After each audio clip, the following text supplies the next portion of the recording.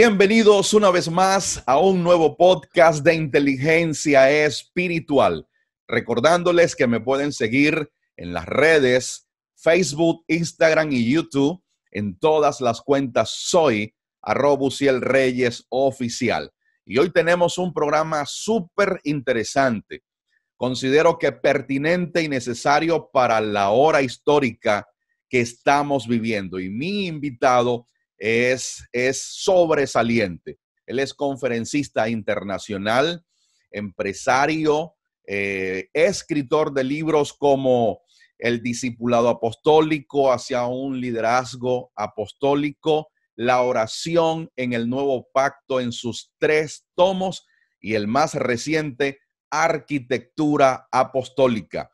Además, es director de la red ministerial apostólica Rema y un padre a nuestras vidas, el cual amamos y honramos profundamente. Y les hablo nada menos que del apóstol Basilio Patiño. Estimado apóstol, bienvenido una vez más.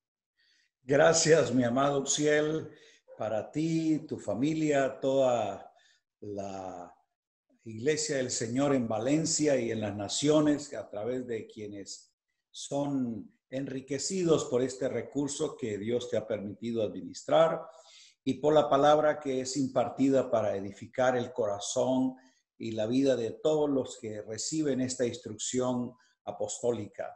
Bueno, para toda la congregación de Ciudad de Dios, nuestro abrazo fraterno y también a la distancia hacerles saber nuestro cariño y aprecio y también profundo respeto y admiración por la labor heroica que realizan en esa maravillosa ciudad y país, a pesar de todas las circunstancias que venían desde atrás, pero que ahora se suman por esta eventualidad. Pero creemos que es mayor el peso de gloria que ha sido dado en Cristo que esta leve tribulación. Muchísimas gracias, mi apóstol. Y así es, efectivamente, así es. De hecho, con todos los acontecimientos que están en pleno desarrollo a causa de la pandemia, se han estremecido, apóstol, las estructuras políticas, económicas, sociales y de alguna manera también las estructuras eclesiásticas. En este momento en el cual la pandemia está en pleno desarrollo, hay una recesión, ¿sí? No solamente una recesión económica ya a nivel global, sino que está paralizado el mundo. Las fronteras están cerradas, los vuelos están paralizados, el transporte, la forma de movilizarse que era habitual ya no lo es, porque la prevención es a que cada persona permanezca en sus casas. Y en este sentido, de alguna forma, esto ha afectado a que las iglesias ya no pueden congregarse en el edificio como lo venían haciendo. De hecho, hasta ahora, en el caso de Venezuela, no sabemos, no se sabe cuándo volveremos a reencontrarnos en el auditorio. Y aquí quiero plantearle la primera pregunta. ¿Cómo ser la iglesia desde las casas? ¿Cómo seguimos siendo la iglesia? ¿Cómo hacerla? ¿Y cómo ser la iglesia desde las casas? Bueno, yo creo que esto parte de las distintas expresiones de lo que es casa. En el plan de Dios siempre es impartirse en su espíritu, por su espíritu, a la vida de cada uno de sus hijos, para hacer la casa, la expresión, la habitación de la presencia de Él. Por eso la presencia no está en un lugar al que tenemos que ir a buscarla. La presencia está impartida en la vida de cada uno de aquellos a los que el Señor le suministra su vida. Y cuando uno va al diseño original, encuentra precisamente cuando Dios crea al hombre, ni le creó una casa, ni tampoco le creó un edificio, ni un templo, sino que creó una vida. En ella se imparte, en ella se comunica y en ella da a conocer su imagen y su semejanza. Entonces, la primera casa es la habitación personal. ¿Ok? Ya la sociedad y las civilizaciones se desarrollan y encuentran lo que es ese espacio físico, el oikos, el lugar donde una familia que comenzó en las épocas primitivas en cavernas, luego fueron en tiendas, luego fueron construyendo la parte, llamémosle, de unas paredes. Y en fin, distintas modalidades de lo que es el ambiente físico de una familia, a lo que le llamamos casa. Dentro de ello, entonces, pensar en que la segunda casa donde realmente podemos ser es nuestro vínculo de familia, padres, hijos o quienes compartan ese espacio físico, esa habitación geográfica. Ahí es donde está la segunda expresión de lo que es ser en el diseño de iglesia como habitación de lo que es ser iglesia en casa. Y luego encontramos entonces, se construye un modelo de encontrar un espacio físico para venir las familias a tener una expresión colectiva de esa comunión con Dios. En la antigüedad Dios estableció el tabernáculo como un eje central de la convocatoria a la familia de Israel. Luego permite que sea un templo físico en el que se conglomere esta familia.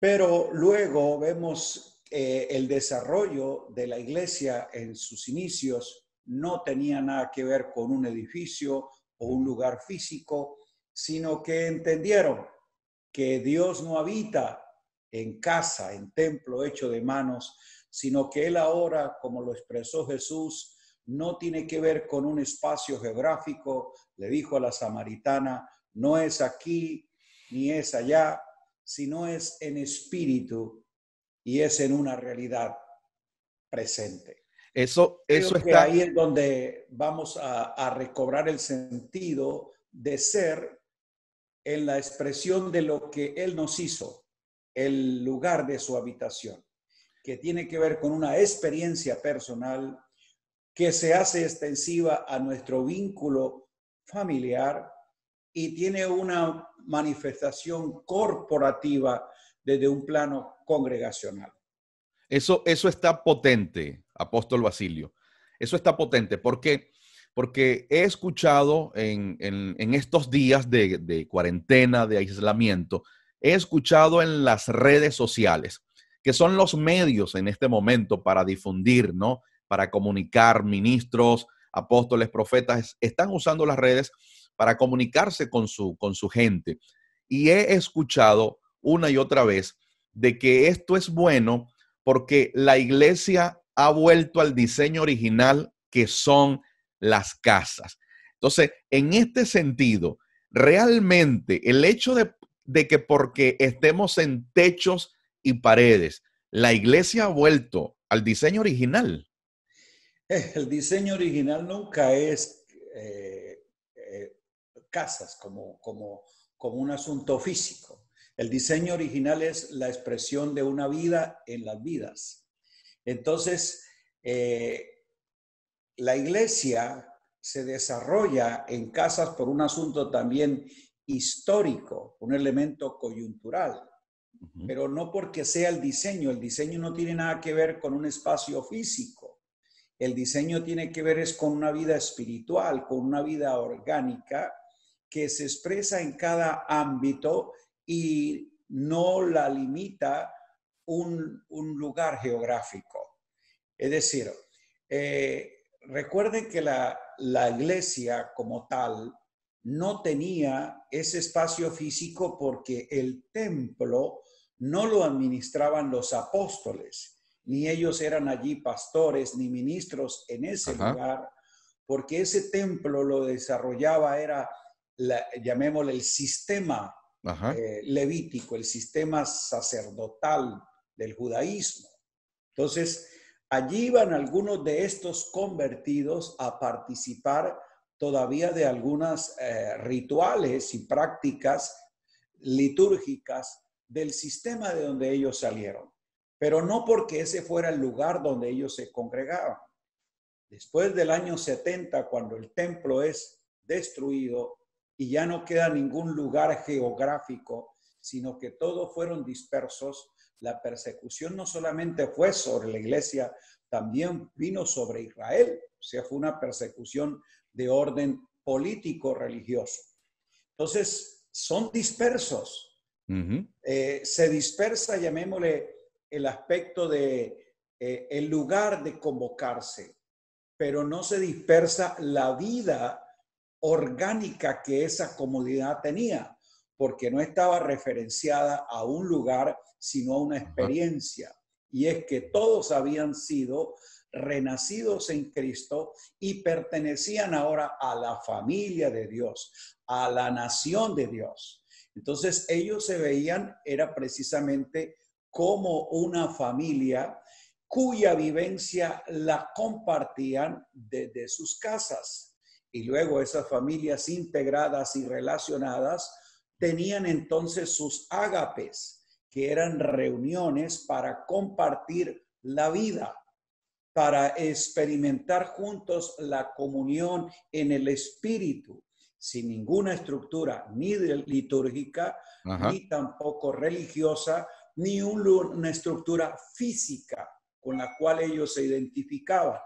Ellos se identificaban más, era con una experiencia de vida que la desarrollaban desde su forma personal en el ámbito donde estaban, en sus trabajos, en sus comunidades, que la disfrutaban en su vivencia familiar.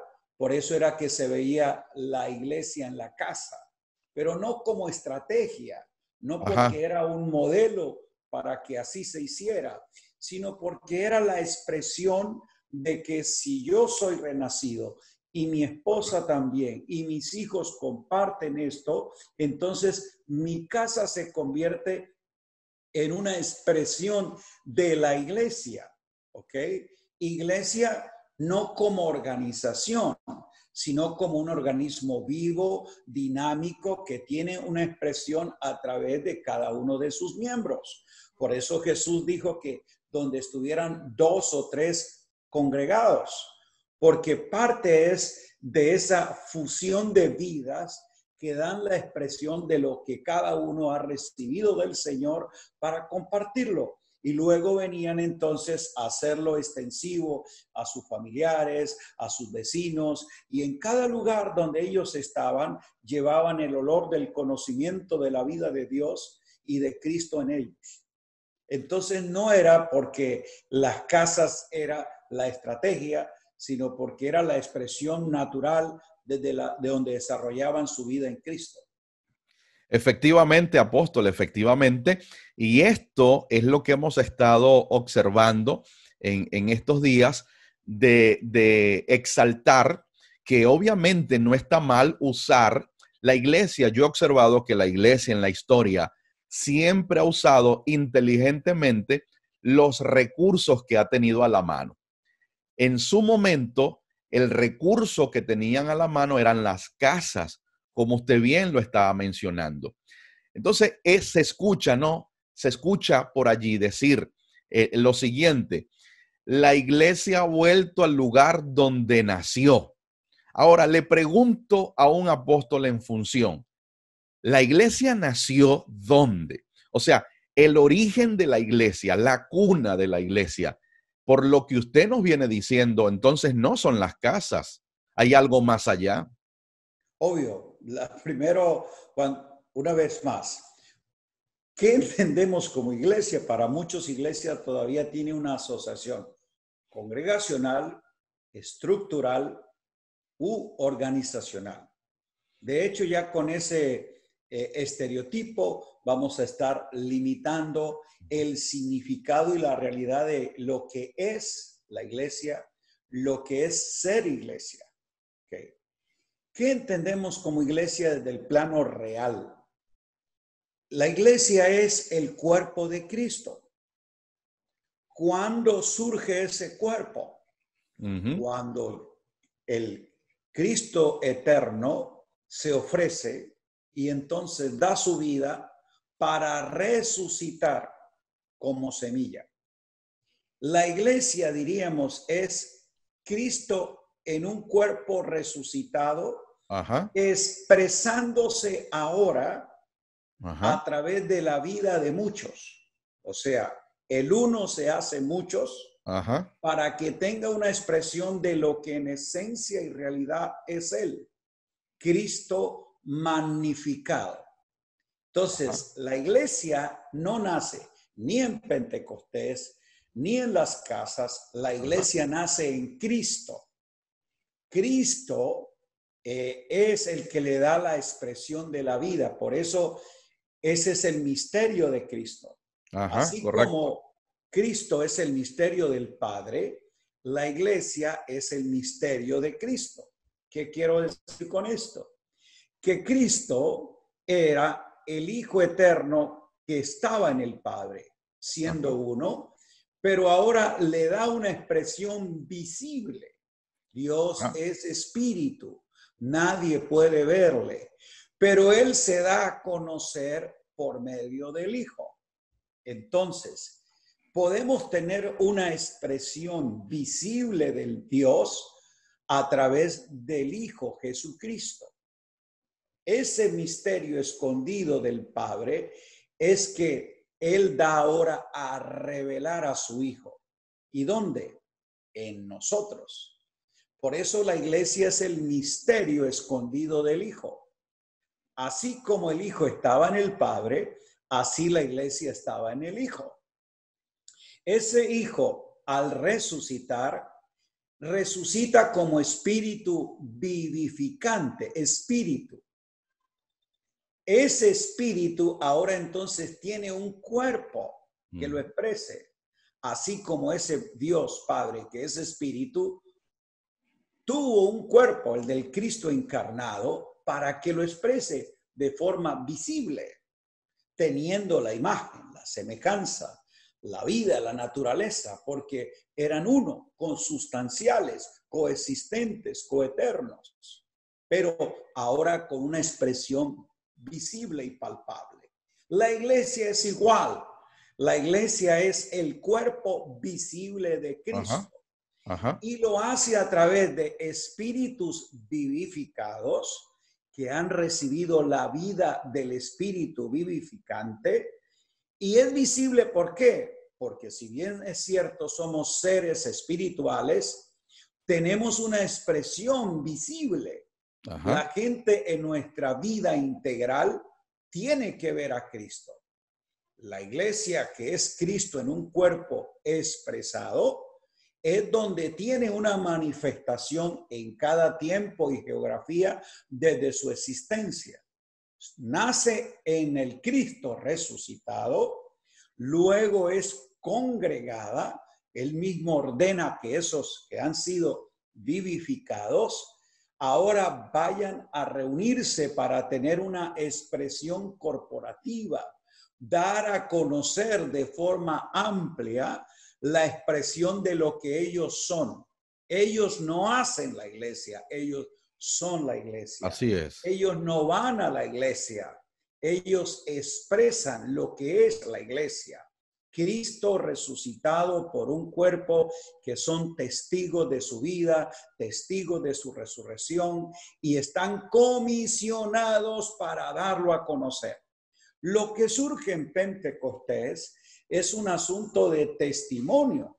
Ajá, Dios permite que así sea para que tenga el cumplimiento de todas esas fiestas judaicas, como la Pascua es cumplida en Cristo, como Pentecostés es cumplido en Cristo, como todas estas celebraciones son cumplidas en Cristo. Y allí, de forma particular, en Pentecostés es que están ellos reunidos en ese lugar, ¿ok? Era una habitación amplia donde podían ellos agruparse a su comunión. Entonces, no fue que nació en Pentecostés. En Pentecostés ocurre un hecho trascendental en el que por el poder del Espíritu todos salen a testificar. Ajá. Recuerde que no se quedaron allí. Allí fue solamente Señor. un punto de encuentro para salir. Es por esa razón de que ahora ellos, ¿a dónde van? Lo anuncian. Ellos salieron inmediatamente al pueblo, a la calle, a la plaza pública, salieron a distintos lugares a notificar de lo que eran testigos. Así es. Esa iglesia empieza a participar de una vida que se multiplica. Muchos nacen, se convierten al Señor, ahora son parte de esa comunidad. Y al tener esa identificación de cuerpo, miembros los unos de los otros, es que ellos entonces se relacionan en forma abierta, dinámica, participativa, pero no había ningún lugar, no había ninguna estructura de culto, no había ningún horario de reunión, era un asunto de comunión de vida para la vida. De hecho, Ajá, adelante. en cada escenario donde ellos estaban, en el mercado, en los negocios, en la familia, en los ámbitos que operaban, daban a conocer su experiencia de vida en Cristo. De manera natural y normal. Así es. En medio de esta coyuntura, de este tiempo coyuntural que se está viviendo, la pregunta de muchos ministros es, ¿cómo seguimos siendo iglesia? ¿Cómo seguimos siendo eclesía en las casas? Bueno, es recuperando lo que en realidad somos. Cosas que hemos abandonado porque se nos enseñó a ir a la iglesia, a hacerle culto a Dios, buscar su presencia y recibir su bendición. Iglesia, un lugar diseñado para que un ministro de culto con un grupo de música hagan una actividad donde el participante, o sea, los creyentes, son receptores pasivos. Ajá. ¿Okay? Ellos no participan de una vida expresiva en Cristo. Hoy, y todavía hoy, donde es más parte de la civilización del espectáculo, si tú lo observas, Uziel, y gente que me escucha, mi apreciación de lo que es la manera de ir al culto hoy, el creyente participa en un grado mínimo de todo ese aspecto de celebración. Uno, la gran mayoría llega tarde. O sea, si la reunión es a las 10, él llega a las 10:20, 10:30.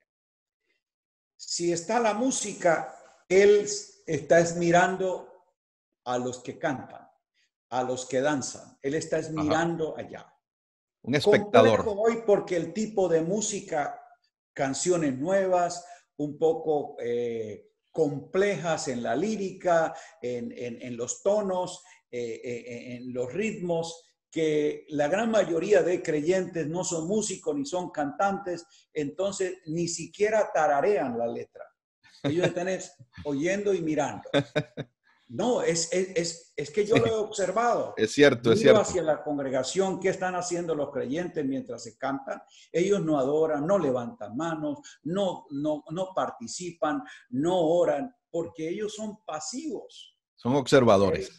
Luego viene un expositor, que la manera en que lo hacemos es que es simplemente exposición, no es una clase participativa, no es un aula interactiva en que se expone una palabra, no, el modelo que tenemos es un expositor que luego ora por la gente para que reciba la bendición y sean tocados por ese ungido. Entonces, con ese modelo, ese tipo de cúltico, el creyente todavía se vuelve más pasivo, su forma de expresar la vida y la comunión en el cuerpo es mínima y se queda todo en un plano sensorial, que vio, que sintió, y cuál fue el ambiente, cuál fue la atmósfera en la que él estuvo.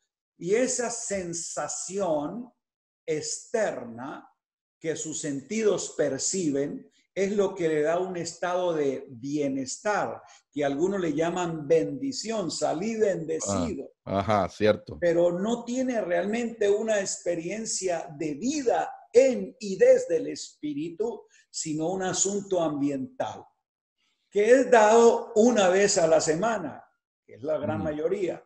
Sí, señor. Obviamente, si eso le llamamos ser iglesia y hacer iglesia, hemos perdido el aspecto fundamental. Ajá. Y es la expresión de vida en la vida. Por Ajá. ende, al retornar a casa, ese creyente no tiene ni las herramientas ni la mentalidad para ejercer lo que él es, que es el real sacerdocio. Ajá. Si algo tenía la iglesia en el primer tiempo, era el sacerdocio universal de los creyentes. Como no existía una cúpula eclesiástica, no existía una jerarquía religiosa, todos ellos eran sacerdotes desde su casa, porque es lo que somos. Precisamente el modelo para el que el Señor nos recupera es que nos lava con su sangre y nos hizo reyes y sacerdotes. No tenían esa estructura piramidal. Así, no. Nos hizo reyes y sacerdotes, es que nos puso a todos en el plano de darle un culto vivo, todos. Todos. El sacerdocio del creyente no se ejerce. Y por eso, al no enseñársele y no al participar, por eso esa iglesia del primer tiempo, cuando se reunía como iglesia, cada uno traía. ¿Qué traía? Salmo, doctrina, enseñanza, profecía. ¿Por qué? Porque Tremendo. era un ejercicio sacerdotal. Eso está que potente. desde la vida privada y familiar cada uno participaba. Amado, si algo bueno vamos a sacar de esto, y espero que así sea, es que nos lleve a que se recupere el sacerdocio de los creyentes. Que ahora para hacerle culto a Dios, yo lo puedo expresar desde mi casa, y aquí es donde se va a pesar la espiritualidad de los santos. Ajá. Que ese culto vivo, santo y agradable no es cuestión de una hora a la semana, sino es un 24/7 y es en espíritu y en verdad, donde se vuelva a retomar esa vida, llamémosle devocional, del escudriñar la palabra, de deleitarnos en su presencia, pero comunión íntima, de participar de nuestra familia en el espíritu y que se vuelva a la vivencia de lo que se llama la iglesia en tu casa. Ajá. Pero que no sea una cuestión tampoco geográfica, sino más orgánica. De hecho, todo lo que nos plantea me lleva a la siguiente pregunta. Usted como reformador, lo consideramos un reformador, ¿cuáles son los cambios, los ajustes o las reformas que las congregaciones deberían implementar en este momento? Bueno, entender precisamente que la dinámica cúltica no se puede sustentar ni fundamentar ni en un lugar, ni tampoco la dependencia de unos pocos para nosotros recibir, sino que se vuelva a que cada miembro del cuerpo de Cristo posee una vida activa. Porque en esencia la vida está. Si es nacido en Cristo, tiene la vida. Pero el hecho es que el sistema de lo que es ser y hacer iglesia hace que ese creyente se vuelva inactivo. Es un miembro pasivo en el cuerpo. Y nosotros sabemos que este ser orgánico y que por ser un sistema de un organismo vivo, no tiene ningún miembro pasivo. Ajá. Eso si es miembro de ese cuerpo, no puede existir, así sea por pequeño, por insignificante o interno, no existe miembro pasivo. Ajá, Entonces, cierto. nosotros en la iglesia tenemos la idea, miembros activos, miembros pasivos. Cierto, muy cierto. Sí, no existe. Si es cuerpo de Cristo, No puede haber miembro no puede haber miembro ni, pasivo. Entonces, ni inactivo, ni fuera de servicio, ni mutilado. creo que tenemos que hacernos, desde ese replanteamiento teológico, un ejercicio práctico de la vida del cuerpo. Yo diría Cierto. que como cada uno de los ministros que edificamos el cuerpo, tenemos que estar diciendo, no. ¿De qué manera participa en la vida del cuerpo, en el ejercicio del crecimiento de este cuerpo de Cristo, cada uno de sus miembros?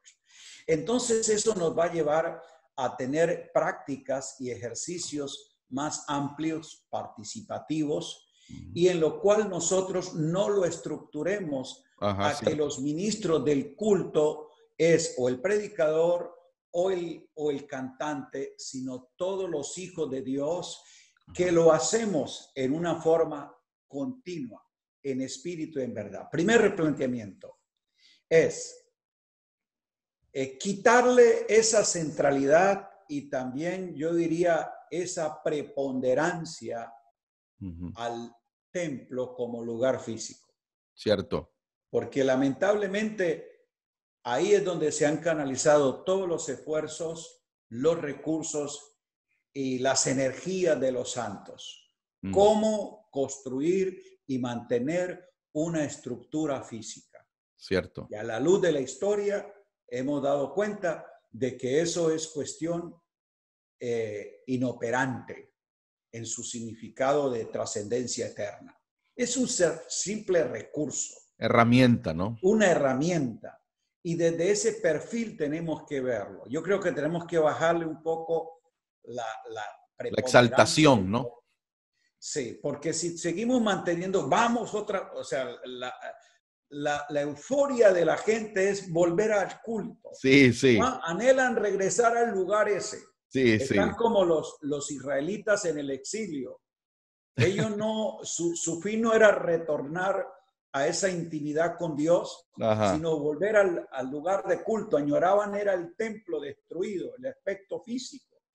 Y Sí, muchos señor. creyentes lo que anhelan es las paredes, el ambiente, aquel espacio que les brindaba cierto reposo, cierta identificación con el encuentro con lo divino. No. Creo que esto nos va a bajar a que lo veamos en la medida que tiene que ser. Es un simple recurso, un medio, pero no puede ser ni el centro de operación de la iglesia, no es ni el templo, ni las casas, sino la vida en Cristo. Sí, señor. Y eso es una de las cosas que creo que vamos a tener como ganancia.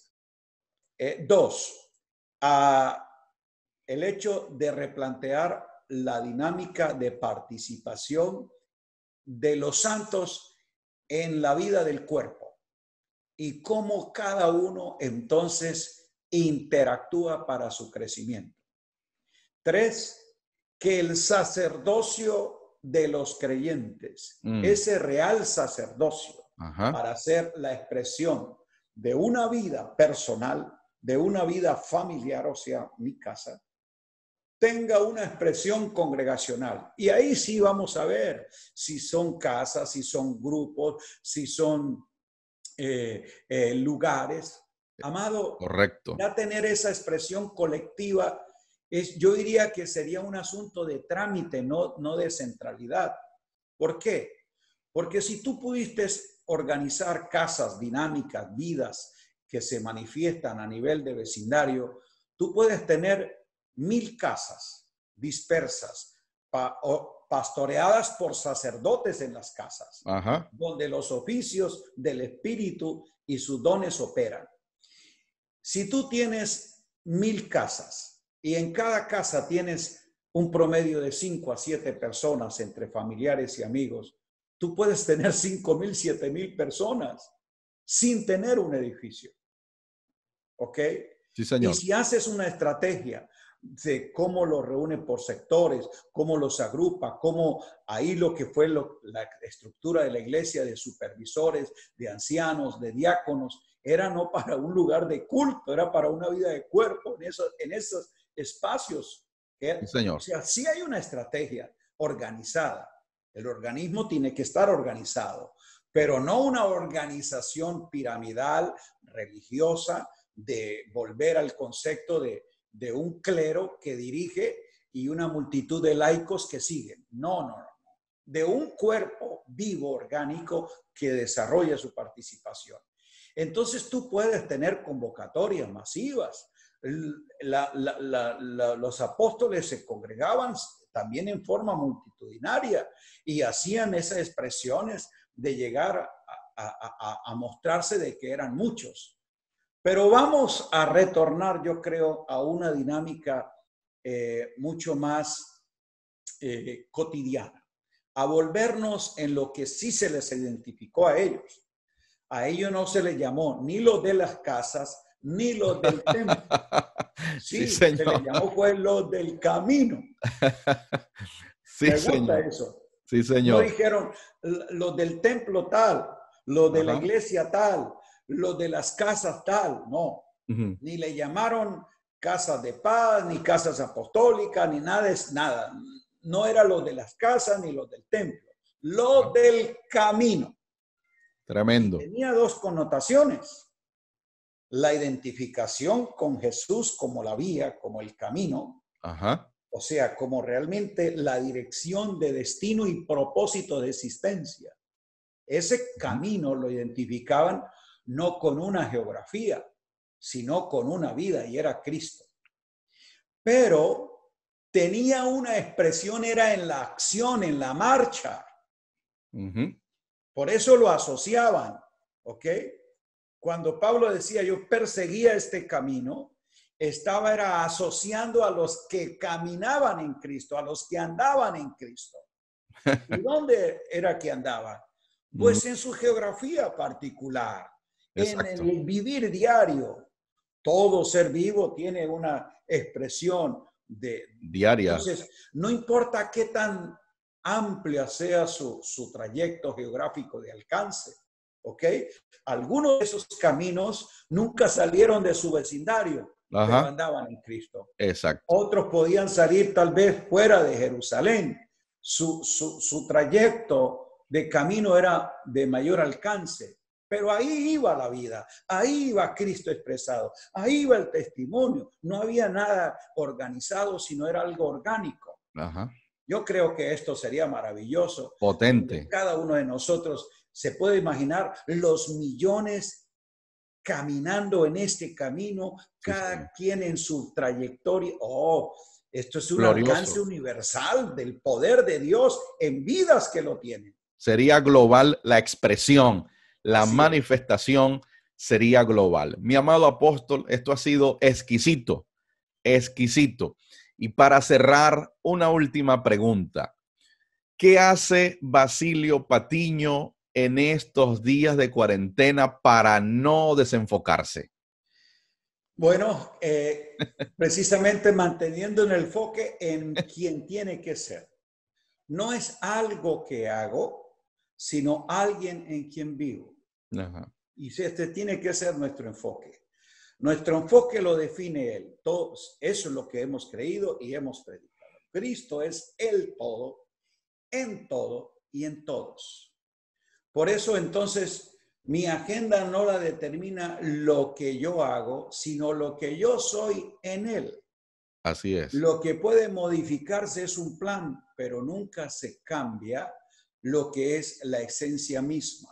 Y es disfrutar la vida en Cristo. Pero aquí vamos a tener asuntos prácticos.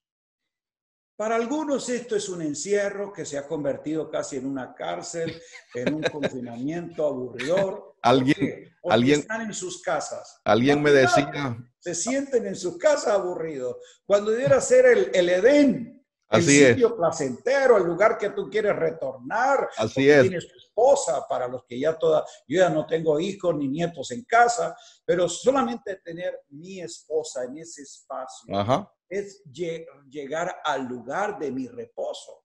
Alguien me decía en estos días, pastor, aquí estamos, aquí estoy yo, tengo casa por cárcel. No, muchos se sienten así, pero ¿por qué? Porque es que su vida fue más de un activismo Ajá, y en algunos era de escape. No, cierto. creyentes y no creyentes, no les gusta retornar a casa porque encuentran una esposa problemática, o algunos, como ellos, el problema son ellos, entonces el problema no es la esposa, el problema es él, que es un ser conflictivo, Ajá. ausente de vida. Entonces, tener con quien desahogar sus frustraciones, sus enojos, es con la que está en casa que lo tiene que aguantar todo. Entonces, no se convierte en el espacio de recogimiento, de Ajá. reposo, De sino reposo, que exacto. algunos huyen. Vemos hombres que después de sus trabajos iban a ir al bar, Sí, señor. a la cantina, a jugar billar, a irse al partido de fútbol o qué sé yo, Ajá. otra actividad, porque no querían retornar a casa a enfrentarse a esa realidad de un ambiente hostil, incómodo, en conflicto. Entonces Ujú. prefiero llegar tarde, que ya ella está dormida y yo no tengo ningún problema. Me levanto temprano, voy a trabajar. Mientras yo les pague la renta, yo traiga lo que es necesario, me evito problemas. Entonces es Ajá. una vida sosa, monótona, aburrida. Y así se veía. Y los que tienen hijos, hijos con conflictos, hijos con los que tienen antagonismos, entonces Mm. no disfrutan la familia, no disfrutan el matrimonio, se soportan y entre más distanciados y menos confrontación tengamos, las cosas podrán Sí, estar en paz.